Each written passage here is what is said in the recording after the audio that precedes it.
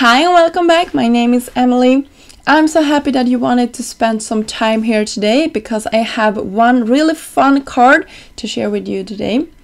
I used a stencil that is called Palm Trees, and that was released in Trinity Stamps' birthday month last year. So the month of June is Trinity Stamps' birthday month, and I wanted to play with this set because I haven't had the time to do it before.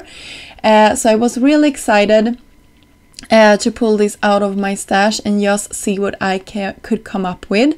And of course I wanted it to be birthday themed, so you will see in a second here what I did to create that look.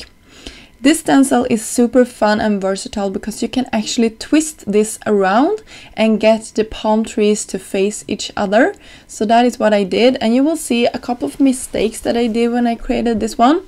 I should have started off with the top of my palm tree here and not the stem. That had made my life so much easier.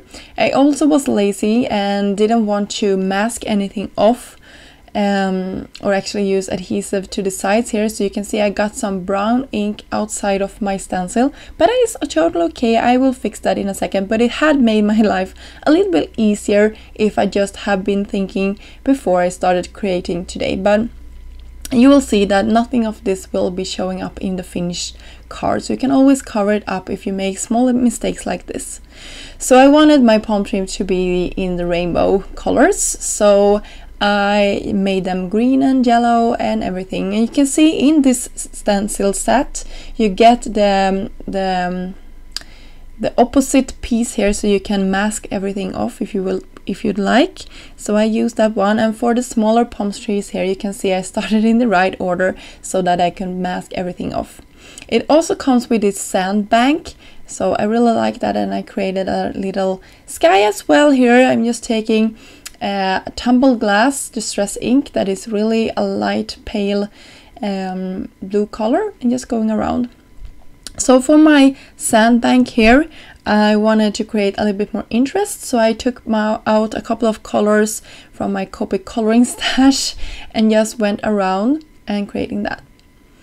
So for my birthday sentiment here, I wanted them to be in gold, of course, because that is a festive color in my mind, and I wanted this to be popped up. So I used a technique where I just cut the same word die out of some black foam sheets here, and that created the perfect little shadow as well. And you can see the black, you can see it showing through to the sides.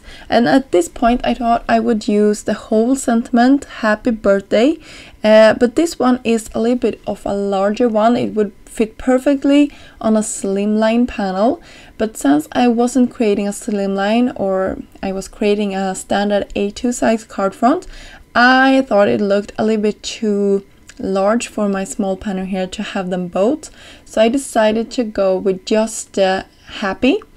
So I will adhere this with some liquid glue, and I just tapped it off to my hand there just to not get the liquid glue to ooze out every side there. And I just stamped and heat embossed a birthday sentiment. I have this little pile where I am putting like pre-heat embossed sentiments that I never used at projects. So for example, I have one little ball from Trinity Stamps with all of my pre-heat embossed black and white sentiments, because that is something I reach for a lot. So I just have them in a handle little ball on my desk, and I can show you that if you'd like in a upcoming video. So to cover up my mistake there in the beginning where I was lazy and didn't mask off the stem of my palm trees, I just created a couple of